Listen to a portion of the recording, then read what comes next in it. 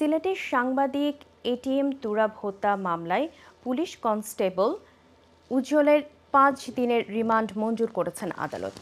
মামলার তদন্ত কর্মকর্তা পিবিআই পরিদর্শক মোহাম্মদ মোরসেলিন বিষয়টি নিশ্চিত করেছেন। তিনি জানান, এই ঘটনার সঙ্গে জড়িত প্রত্যেককেই খুঁজে বের করে আইনের আওতায় নিয়ে আসার চেষ্টা চলছে। পিবিআই জানায়, ঢাকা থেকে রোববার রাতে উজ্জ্বল সিনহাকে গ্রেফতার করা হয়। পরে সোমবার দুপুরে তাকে সিলেটের আদালতে হাজির করে 7 দিনের রিমান্ড আবেদন করা হয়।